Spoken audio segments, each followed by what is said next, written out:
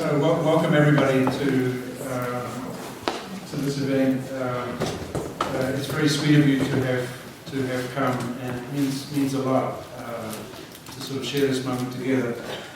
We're here, of course, because of Lauretta. Lauretta taught at the school from 1978 to 1999, so 21 years, and that means an amazing impact on several generations of students, many of whom wrote to me after Lauretta passed. And it's interesting, there was, I believe, not one single message out of about 30 messages which didn't have two words in it, inspiration and admiration.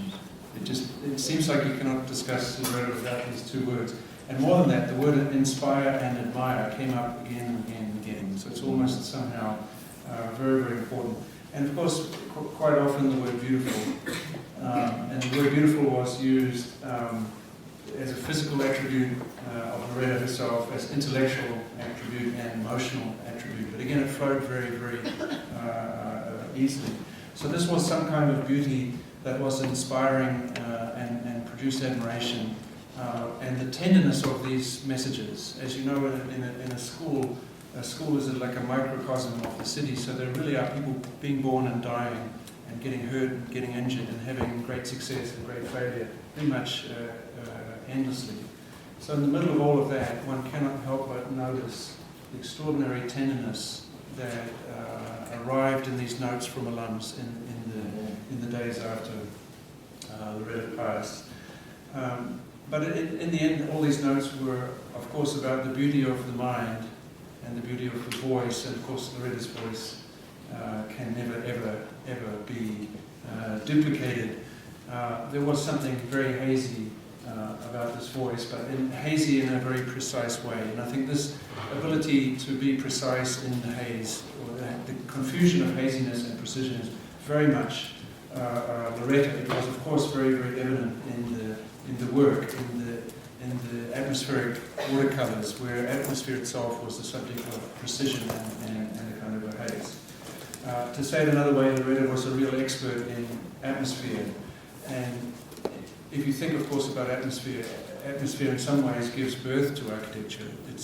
Architecture always comes out of atmosphere. Or to say it another way, the most precise things, the most clear things, the most designed things, the sharpest insights usually emerge exactly out of some kind of haze. And in that sense, I think everything that was so beautiful about Lauretta was very evident in the work itself. And we really did think not to have a memorial. It's obvious that Lauretta would have hated that. And we didn't really want something very public. We just thought that a few of us should get together to think together about the work itself and to reflect upon the work.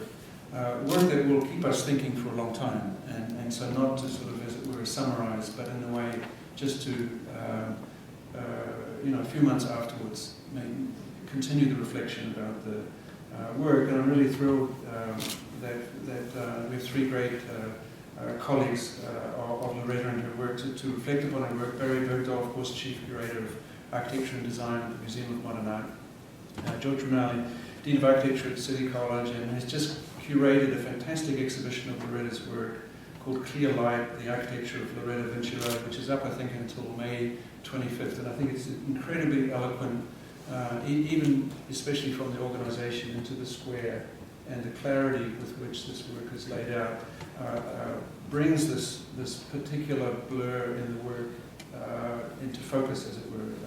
It's, I think, a really beautiful exhibition, and a great compliment to George and to Lauretta, and not by accident.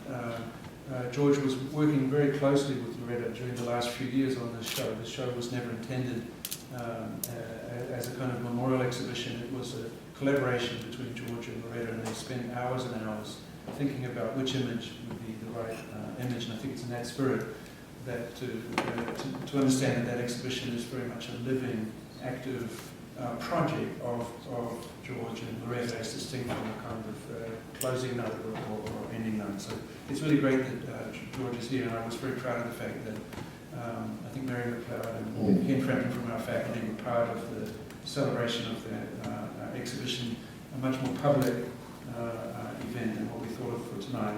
And then, of course, Levius Woods, Professor of Architecture at the Cooper Union, and just it just seems so restrictive to refer to him as an architect, but he is. And just an extraordinary teacher, and one of the few people, in a way, whose images have the kind of authority, it seems to me, to enter into a kind of conversation about what is so special about the images of Lauretta. And I think at some level, you just have to, in a way, admire the great strength of this work, and it requires another strong artist to, as it were, look sideways at the work and think about it. So again, thanks to Barry. And I guess we'll go in that order that Barry will speak, you know, in a few thoughts from his side. That George, whose exhibition images you will see rotating throughout the evening, will be the sort of centerpiece of our discussion in thinking through the exhibition and what that meant. And then Levius will make us all feel foolish and limited in our capacity to understand the astonishing work of this great architect that we knew and love so much. So Barry. Thanks, Parker. Thanks for asking me to be here. We discussed this shortly after Lauretta died, and what we asked him to do.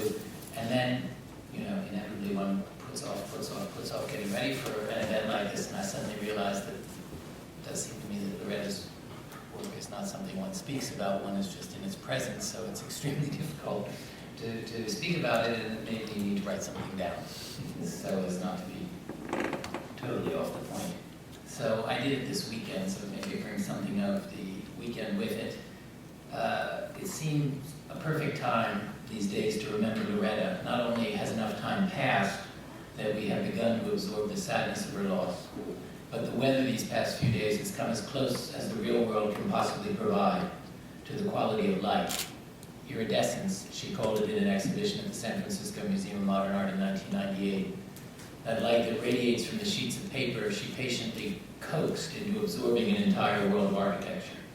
A body of work she began around 1987 and which continued for another 20-some years. Some felt that that light was specific to Marfa, Texas, where she spent some time and was no doubt as moved by the landscape as she was by the summertime light early in the day. In Lazio, I believe, where she also kept a home. But in fact, she created a universe at once private and introspective and equally bidding and suggestive for viewers anywhere. The sky, in fact, is over her world, painted in a loft in Soho, not before a scene of nature. Luminous her work is, plein air it is not. Lauretta Vinciarelli was designing and depicting a world that could be, a world that seems already to have been, not one that can be visited in any place, but in the imagination, interacting with some of the most rigorously constructed pictorial space since the invention of perspective. I didn't know Lauretta Vinciarelli terribly well, although I think that for me, like countless architecture students who met her, there was something about her quiet assurance, her open inquisitiveness, and her clear commitment to a project, and that really comes across in the exhibition. That is a project, that whole room. That was every bit as inspiring as her precise teachings. And although I only spent time with her on a handful of occasions, except for the times I would find myself engaged in an animated conversation on the walkways of the Columbia campus, punctuated with her 30, and I'm going to do exactly what you said not to do, Mark, with her 30, all right, an invented Laurettism brought over from her native Italian d'accordo, a means of punctuation and agreeing with a larger reflection rather than an invitation to a response. Despite these mostly casual encounters, I feel that I know her somehow, and when I read the comments left by students over the last few months on the blog site obituaries that have appeared, I find myself thinking they really understand what she had to offer to others. I think this is largely because I live at home with a single one of her astounding watercolors, and am charged at work with caring for one of the few ensembles in the public collection, the astounding suite in the collection of the Museum of Modern Art, acquired largely during the tenure of my predecessor, Terry Riley.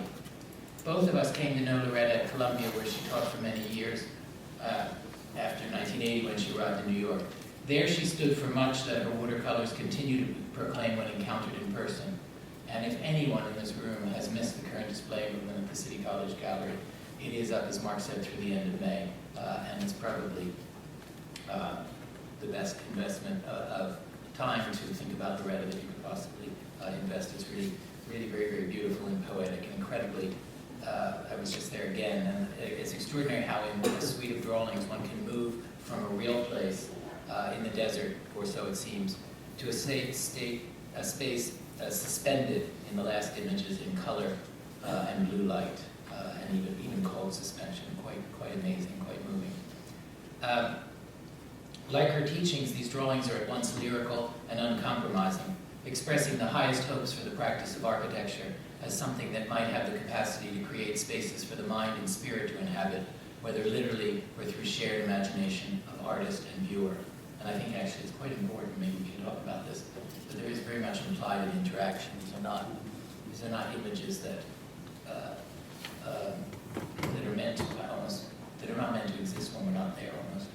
Historians will be hard put to situate Lauretta Vinciarelli's work, for it doesn't immediately belong to any family, any style. Of course, there are reminiscences of both the architectural debates over archetypes, over autonomy, over memory, in the wake of, say, Aldo Rossi and others in Italy in the years in which she was trained as an architect. And yes, there are resonances, of course, with the work of Donald Judd, although there is nothing in his very concrete work of the ethereal quality of her reaction to serial ordered space, because hers is a work on borders broken and edges obscured. Rather, it is important to remember that this is work that emerged in a period of postmodern quest for meanings that now seem transitory and often quite trite, and a moment of deconstruction which sought an architecture of agitation, a set of spatial experiences that were meant to reflect the world as it was becoming, rather than a world that could stretch the imagination to places it yearned to inhabit. The room tonight, I think, has students of architecture as well as students like myself of the history of art. And it is for that reason that it seems to me that the best way to pay tribute to Lauretta is to arm yourself with a phrase cited by one of her students and head up to City College to see her work. "I am interested," she is quoted as having said, "in the knowledge you get with your senses, not through mental means." In my mind, her architecture universe joins a world of imagined spaces that are at once personal and which offer to join our collective consciousness of what is architecture. At once a world of her own, and one that joins other architects who could claim "ed anche io son pittore," in the famous words of that great image maker who always comes to mind when I'm near her work, Etienne Louis Boulet, or Adolphe Appia, or others, my colleague here. I invite you also to join us later this year when some of Lauretta's works from MoMA will be on display on the landing of the 3rd floor at MoMA. So that's what I prepared. Okay. Thank you. This was for me, a tremendous personal journey with Lauretta over, I guess, some 45 years that I came to know her. First in the exhibit, which I curated as a very young faculty member at Yale University called Young Architects, and Webb was in the show, many others. But Lauretta was one of my earliest contacts with her. And she was very much working on her early Prismacolor drawings on Mylar, on the desert drawings, and really astonishing then reflection of an idea about the landscape and light and the recuperation of an archetypal courtyard house, a typical Roman house. And it was in that I came to understand Lauretta both personally, professionally, intellectually, and artistically. She was deeply Roman in the true sense of the word Roman. She was also a deep New Yorker, which is a kind of odd hybrid. But she oscillated between Rome and New York. She loved both cities dearly. She loved spending time in both cities. And it was really the idea of embarking on making this show with her because she had really held so firmly in her vision of architecture and her vision of architectural drawing, which is an astonishing capability, to say the least, which I think we'll talk about in a while. But the capability of her architecture really was a point of view that I think she held, which was really probably one of the most difficult aspects of architecture to come by, which is the concept of timelessness. Lauretta really was interested in the timeless quality of architecture. Some of her Roman buildings, which she loved to spend time in with the Pantheon. She loved to go to Ostia Antica and see the ruins and immerse herself in what was this incredible sensation of pure light and these kind of totemic structures, which she loved dearly. She was also Roman. She loved the modern life of Rome. She loved being out within the city, and she understood the oscillation between the building and the city, and that the building participated in making cities, and that there was a reciprocal relationship between these two things. And what you get in the exhibit, which I think comes through so clearly, is that this is not an object-based architecture. This is a spatial-based architecture, and it's about an essential characteristic of the quality of space, this timeless, poetic, very much what you see or feel being in the Pantheon is what you see and feel, I believe, being in the presence of these drawings. It's a very hard quality to achieve. I can assure you it's hard in architecture, and it's equally hard in architectural drawing to achieve that quality, and her work resonates with it very powerfully. The exhibit is very, very much focused on architectural drawing. And I want to be clear, this is not in opposition to computer drawing. This is not that I don't believe that those processes are valuable and worthwhile, and we all use them. But this is someone who patiently pursued the device of watercolor drawing in a way that very few people can control. I think probably in the drawings that I'd seen in the École des Beaux-Arts when they were exhibited at MoMA some years ago, these are astonishingly capable drawings. I couldn't communicate to you, having seen her do them and having watched her work on them on many occasions, and the patience and the care and the absolute unforgiving quality of the medium. If you make a mistake in watercolor, drawing's over, you start over.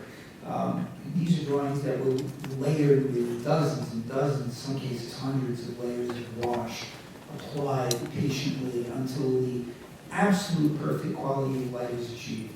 The quality of transparency in the limpid quality of the drawings, or in the water, or in the light, or in the landscape beyond the spaces and rooms that she was in. The presence almost of sound, the quality of being able to hear the acoustics of a space, which I think is an amazing capability to imbue in the drawing. So these are things she thought about. These are things that she tried to imbue her drawings with, and very much like, I think is very much as Barry talked about, resonates with drawings done by Goulet, Ledoux, Piranesi, Rossi, certainly John Haydick, many others who preceded her. This is a trajectory of research and interest which is really profound in its interest in space and in architecture. She very much contributed to the work that was done in Marfa by Donald Judd. This was not a mere passing coincidence. She was very much involved in the explorations of the buildings and landscape, in many cases the furniture and many other aspects of that work. It was a very clear collaboration for her, and she enjoyed it very much. And the resonance of her sensation in that work is very clear. Loretta was also, and shift a little bit to Loretta as a really amazing teacher. I don't know that any of you, other than those of you who had her as a faculty member, I sat on many reviews of Loretta. She taught for years the carpet housing studio in second year. This was always an amazing event. The work was quite extraordinary. She had a way of understanding housing like very few other people I knew. And in those days it was arranged in three kind of typologies of housing. And she loved the carpet housing because it was very much, I think, reminiscent of housing that she understood in Europe and Rome. And it was great to see her students work. It was always inventive, explorative.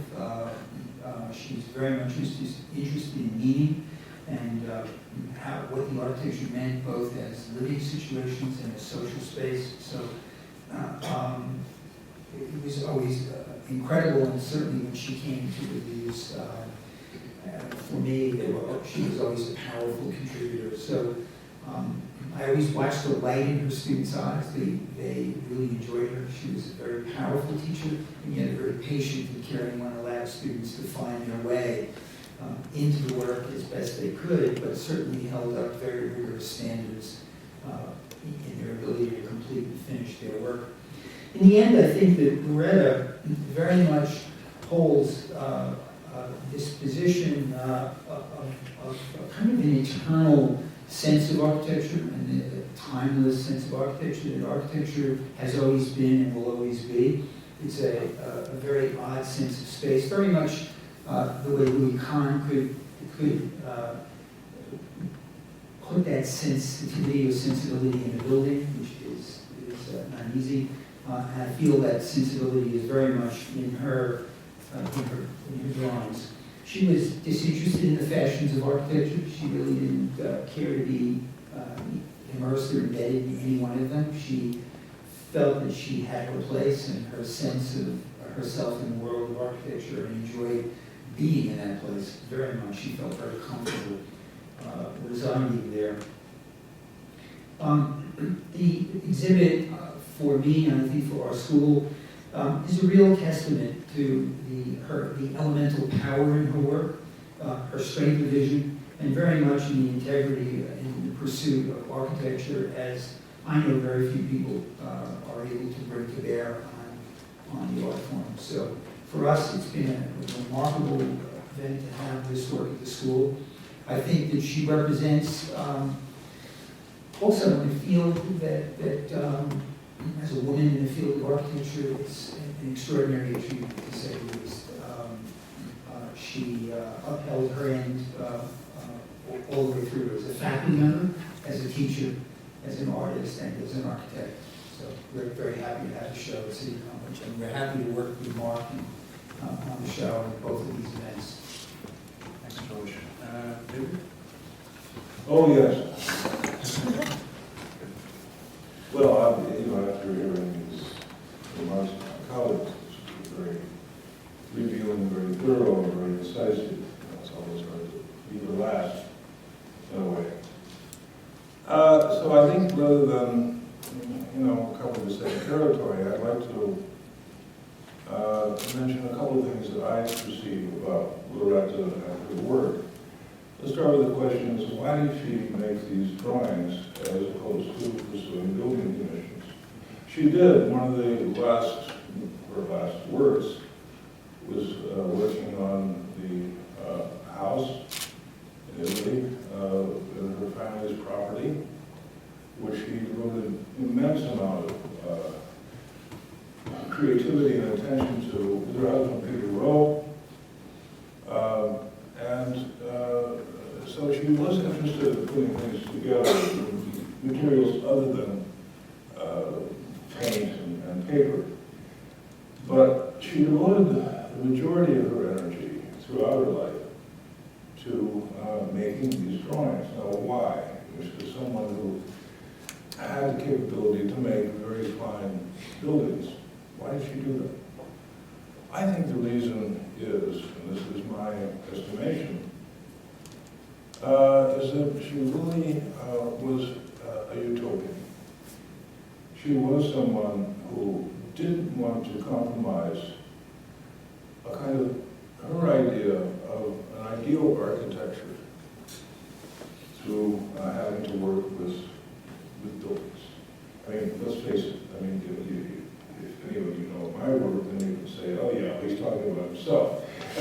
Well, that may be true, but in this case, one reason Lauretta and I were close is because we couldn't go into conversations along those lines. When I would visit her studio and see what she was working on, it was often along the lines of what is the meaning of architecture, what is the purpose of architecture?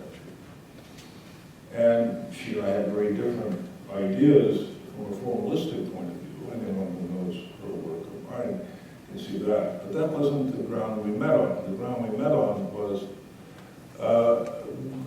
how do we realize, in some form, the best idea of architecture that we might have. And for her, it was her paintings.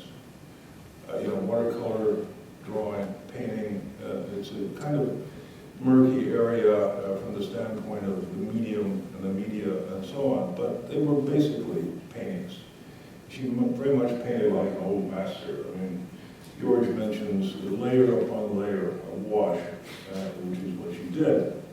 Like the old masters did when they used oil paint, but she was probably the first to really develop that technique of gossamer layering of pigments in watercolor, because it's so hard to do. I mean, great watercolorists in the past have, pretty much used it as a one-layer medium. Well, she used it like an old master painter. But anyway, that's not my point. The point is that Lauretta developed this way of working because she was looking for her best ideal for architecture. And she didn't want to compromise that. And part of this was political. I pointed out in a couple of things I've written about her work, and I still believe it's true. And she and I touched on this in some of our conversations, is that her political leanings, coming from Rome, George, you're right, she's very Roman, but that leftist perspective of the 60s and 70s in Rome that had an idea of egalitarian architecture. And so that architecture wasn't an elite product, but it was something meant to be experienced by people every day in the cities they lived in the places where they lived. And not just the rich, but everyone. So her paintings, if you really study them, are not about monuments or commemorative structures that celebrate power and wealth.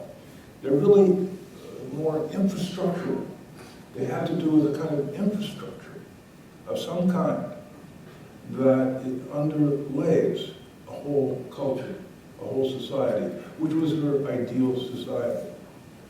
We don't know what its politics were, we don't know what its tenets were, what kind of laws it had, but we look at her paintings and we see this is the work of culture. It's not the work of an individual artist. In her mind, she was creating an ideal utopian society, the infrastructural architecture of that society. And that is very, very unique in the history of architecture, and certainly in the history of visionary architecture, or utopian architecture. So there's a curious quality of a collective work. When we're looking at Lauretta's work, it seems to depict not a signature style of a great artist, or a singular artist that stands out from everyone else, but of an artist who's working much like artists worked in the Middle Ages, or in that part of Italy that she loved, over centuries, building villages and towns, rather unselfishly, devoted to their highest ideal of what they could make to express the human spirit. So I find that in her work, the more I look at it now, as something deeply moving, more so even than her technical skill, which was immense, more so than her design ability, which was also huge. It was the spirit of an ideal that she wanted to project to all of us, architects and anyone who saw her work, that architecture is part of our everyday life. Architecture is part of our society, and not just a masterpiece. Because great as her paintings are. Maybe they are masterpieces, but they're not trying to be masterpieces. They're trying to depict a world that we will all possibly inhabit, that we could inhabit if we put our minds to it. So that's the only point I want to add to this conversation. And so, I've added it. You can take it anywhere you want to go. Well, I mean, I'm very struck by your concept of infrastructure, because of course what's so astonishing, immediately astonishing, is that the work is unambiguously architectural, and yet you never see a building as such. So, which of course implies that whatever it is, architecture, it's not building. So the decision not to make buildings is not a decision not to make an architect, but you go one step further to say infrastructural.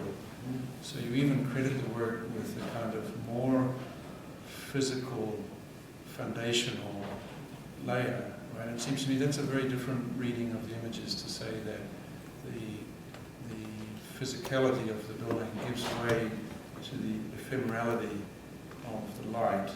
It says almost the opposite, that she takes us to the infrastructural. Am I hearing you? Yes, exactly. The infrastructure is really the underpinning of something.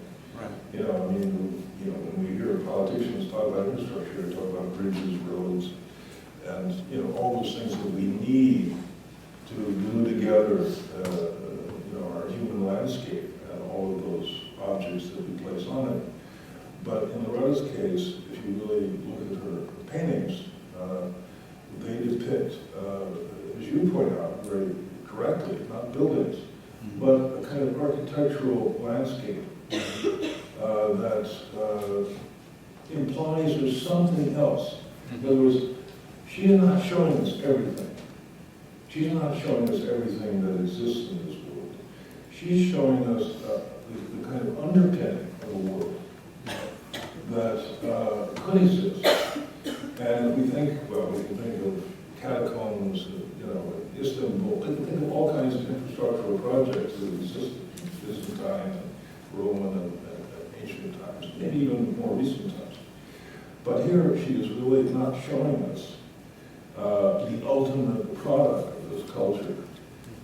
She's showing us what could underpin the culture that she dreams of. And that if it is that beautiful, then you know that what's going to be built upon it will be at least that beautiful, if not more. So hers is a kind of prelude to a utopia, in a way, and not the actual utopia. And I think, again, in conversation, I'm sure we've all known her. We each have our own memories of conversations. But I think she might agree with that. I think she might acknowledge that and be happy for it. That she's not providing the last word, but she's providing the first word, the opening to a whole set of new possibilities. Yeah, I'm interested in Barry's thoughts about that, because implied in what you're saying is a kind of archaeological quality, that she reveals something that's there, the infrastructure as distinct from design, something. It struck me something, resonated with something that Barry said about there are some things like the buildings that seem to be in a desert that appear to be buildings, but that gives way to something deeper. It's also, I think it's very, as you speak about infrastructure, I think it's also the ability of all these things to move between the literal and the completely metaphorical and the poetical. So actually, it's very significant the name she picks for these series. And there is one that's called Subway. And I think it's meant quite literally. And then you think, now why? Most of them are for someone, or they are about the qualities of light, or they're much more poetic titles. And then there's this sequence, one of the first that starts to move to dealing with vaulted form. That's called Subway, which clearly is not subterranean because the sky is present, etc. But then, if you have, as she did, experienced the subway or neither in New York or in Rome, you suddenly think, actually, many of those spaces are life spaces in the subway, where there are these mysterious spaces that kind of lead up into an island.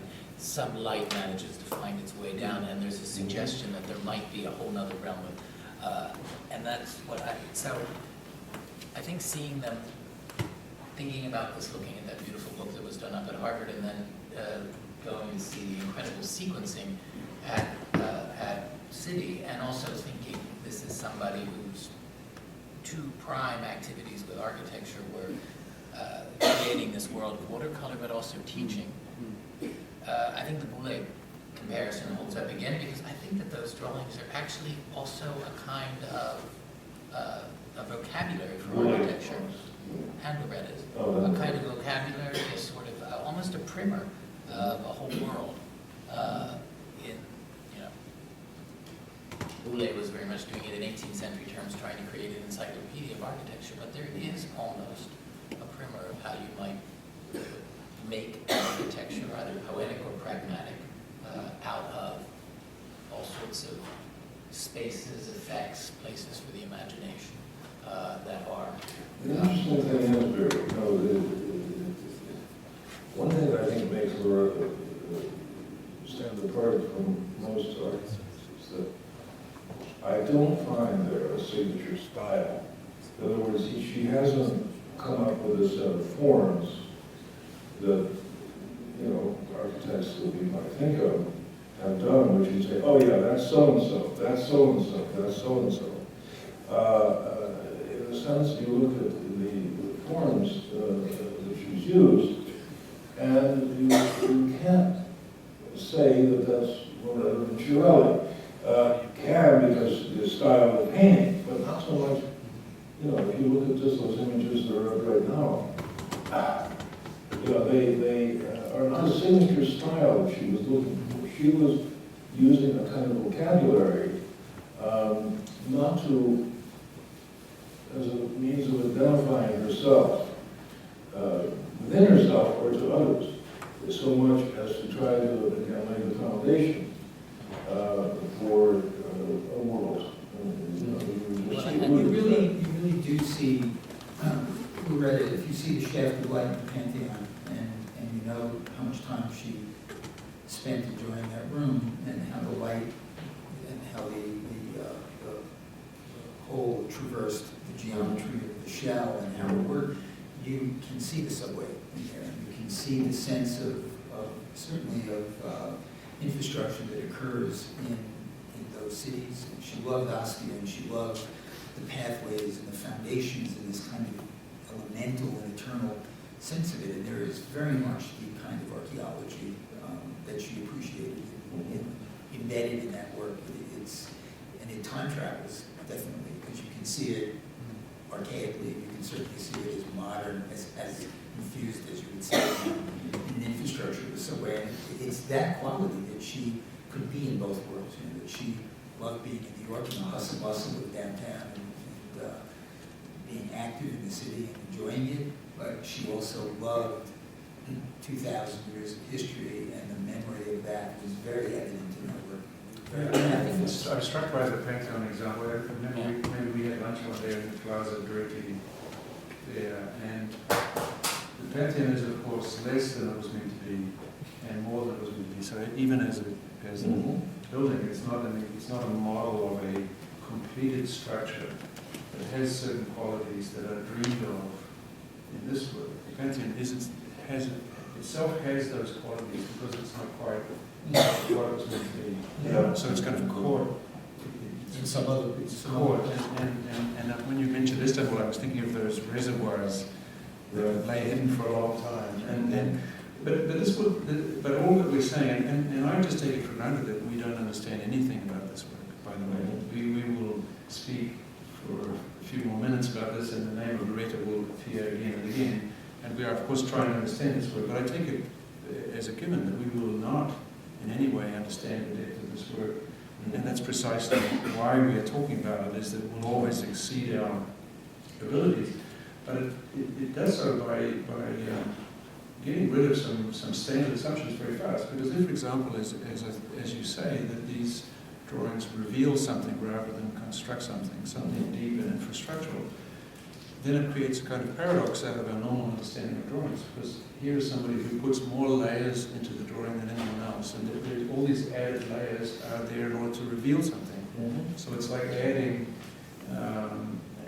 something that sort of dilutes, or like when the optician keeps adding, waiting to see when you can actually see. So it's a notion of drawing that the more you add, the more your drawing becomes translucent to the thing that you want to show, as distinct from kind of building up the building up of a drawing. She fails sometimes. I mean, some of her drawings fail. I mean, I can remember going to her studio on occasion when as one of her, she worked vertically, not perfectly vertically, but almost, and she painted not flat, but her drawings were on an easel or on the wall, and she had gone too far, too many layers.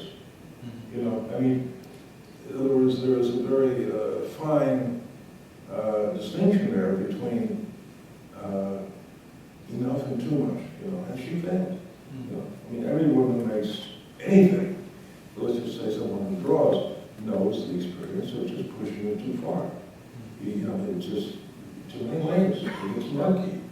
Her paintings would get murky.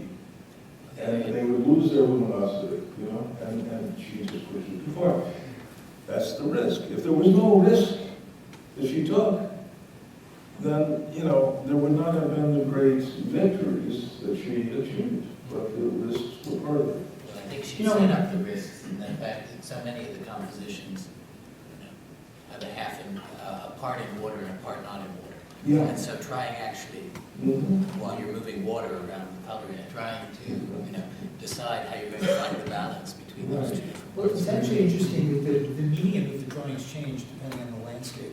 And in the early drawings, which were really more arid and really about the absence of water in many cases, she worked on a very heavy Prismacolor, very interesting. I'd never seen it before. Prismacolor technique on mylar, and the colors were laid on until there was a surface of wax applied to the mylar, which actually gave a totemic quality to the building, because they were buildings in that cases. They were exterior aerial views of courtyard houses, and they were ochres and yellow colors, but very present in the wax finish. I mean, if you looked at the side of them, you could actually see the thickness of the wax layers. And then as she moved into this idea of light, the medium changed, and I think because of the medium required much more metaphysical medium, which only something like watercolor, which is so diaphanous and can be visible and invisible at the same time, and has a very incredible quality to it when used as well as she could use it. You could have the incredible weight of the space that was there, and the absolute absence of the space at the same time, through the presence of light and this limpid quality of the water, which is if you look at those two things there, for example, you know, yeah, I didn't very much bear out what you're saying. And can we go back to those paintings? We just waited. They Wait 10 minutes to come around. Okay, come around. The one thing I wanted to point out, those two, no, not those. No, just below. Oh, these are good. These are good. Where is the architecture? You know, in other words, there is such an anonymity to the architectural forms that, you know, are in a sense totally, you know, undistinguished. We don't think of that as being a particularly brilliant job of designing an architect. But what she did was to say that this kind of simplicity, or this kind of non-design, in a way, non-design, can come fully to life, you know, and that our job as architects is not to design the forms, but to design spaces where magical things can happen, even though our design is the most rudimentary. I mean, I want to take exception here. Because Okay. I think because we're in a period of design that doesn't really comprehend this. And Sorry? we're in a period of design that I don't think really understands this all that well. Here we go. Because we over-design, tremendously over-design.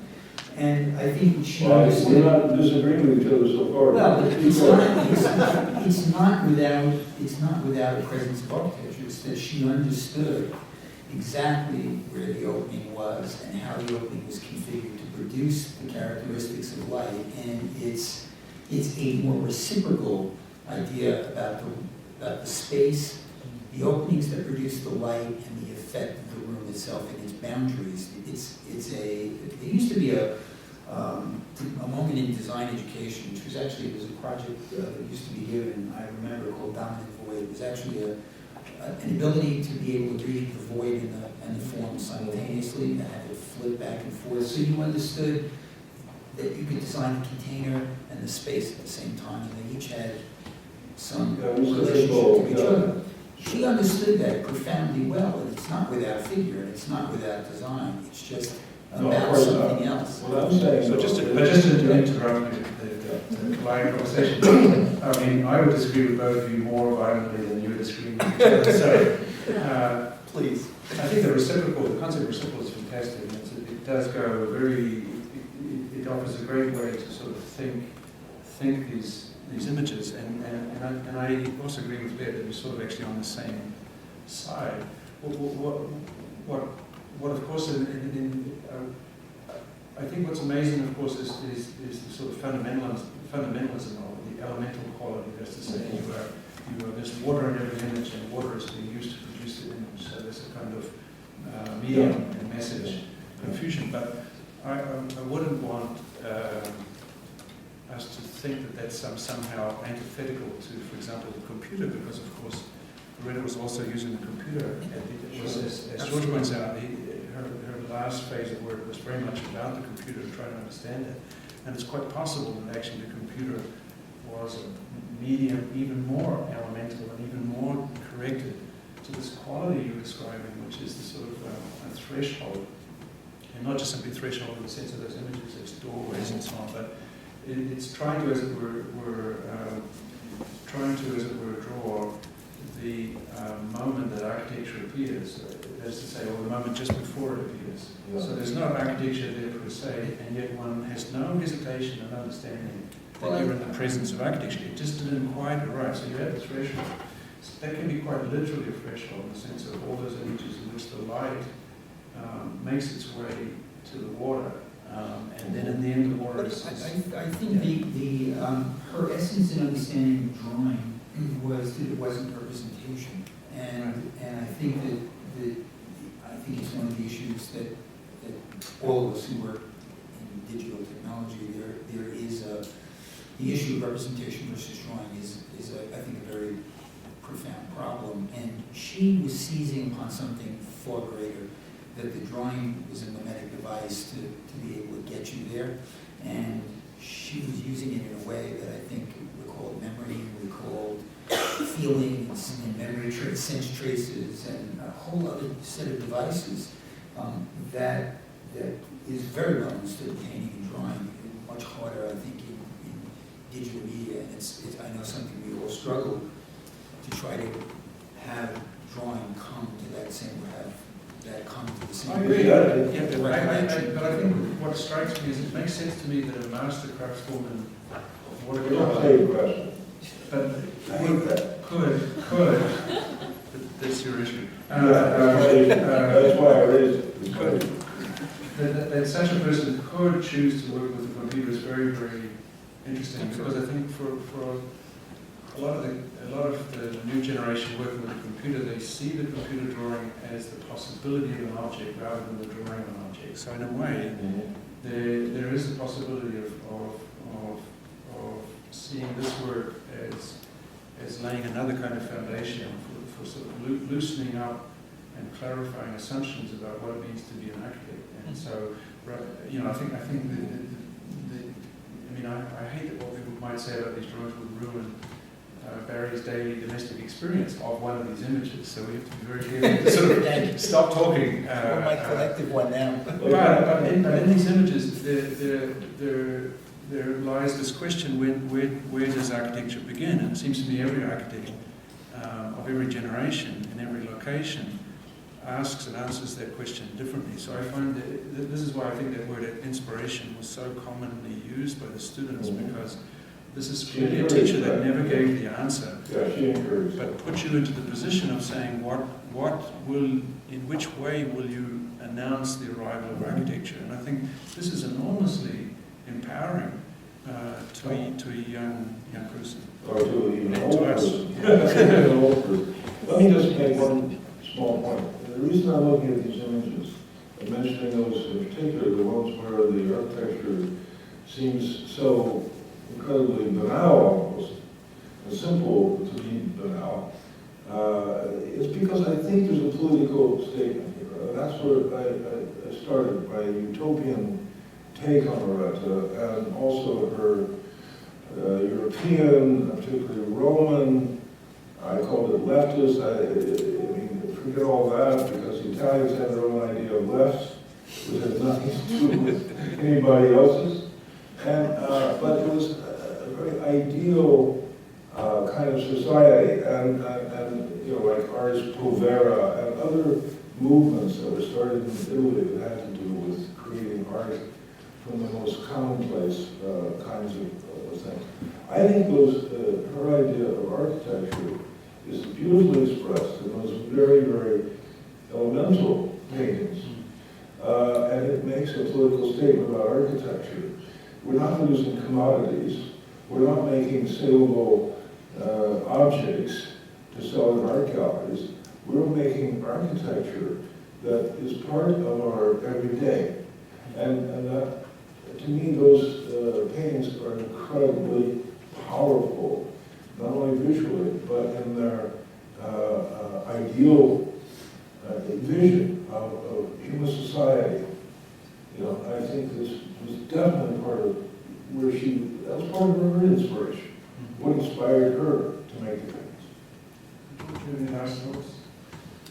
Well, I hope everybody will go and see the show. I think that it's not selfishly because we don't charge admission, but I think it's important to see it. It is an amazing body of work, and I know we struggled with not putting anything in the gallery, and it's a rather large void. And at the end of the day, I think the drawings have an incredible capability of possessing the room, of taking possession of a rather large space. They're infinitely more powerful than, now that they've been up and inhabiting the room, than when I saw them at the desk or in a file drawer.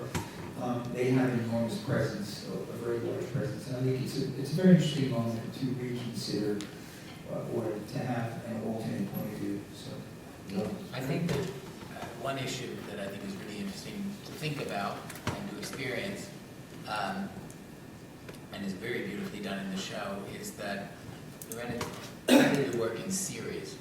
So she sets up series. I can't. The other person that comes to mind, another master of art, is Monet. Of light, is Monet, setting up these laboratories, and I think very much like him.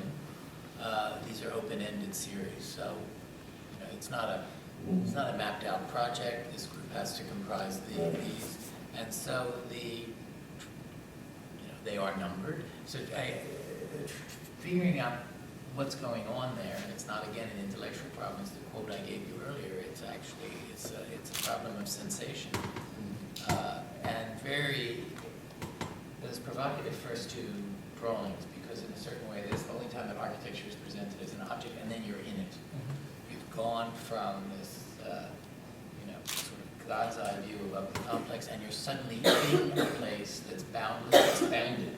That there's never an edge, there's never an escape, there's never an outside, there's never inside. Outside is in the thing, and then yet she's doing something. What is she doing? Is she turning it in front of a computer? Is she Is she with film camera and we're in traveling shots? Is it musical? But this tendency to series. Sometimes it's only 2, sometimes it's 6. is a really interesting thing, and it's very, very beautiful to see it in the show. Yes. So I just want to thank my three colleagues for these very thoughtful reflections on this work that as I was saying before, we very much thought that tonight should be a quiet evening where we just talk a little bit about the kinds of questions that this work raises for us. I think it's obvious more or less that these drawings will be discussed for a very long time, that if you have to make a desert island list of important images from that extended period, very, very short lists will always have these works of Lauretta Vinciarelli in them, and numbers of, I can even think of the last 5 years of one or two names that have dropped off the list. Yeah, already. Already, and I did, this is, the Loretta's work will never drop off. And we didn't want to kind of close down or to be making lectures, but just to sort of give a little bit of an indication of the curiosity that this work produces, and a little bit of the biographical sense of how much care it requires, how much precision it requires to do this. But I think I'm especially grateful for also the sense of the politics of it, of the society implied by this work. And I hope that for you, the audience, the thoughts of my three friends have been helpful to you too in thinking about this work. And I think at some point we probably will do the opposite and go very public and be very serious and with long lectures but I think you're going to have to do a lot of homework for you to be ready for this moment. And I think when somebody is as beautiful and as sweet as Lauretta, it's also very easy for that to become the main story and to forget that this work was not at all sweet. This is about as strong a statement as you could possibly make in our field. It's a serious challenge to assumptions about what constitutes architecture, what constitutes intellectual practice, what constitutes teaching. This is an assault on our field. It's a systematic, highly thought through, highly intelligent provocation. And the strength of that assault has yet to be fully judged, but the relative stupidity of our remarks in the face of these images testifies to that strength. So thank you very much for sharing this with us tonight. Thank you.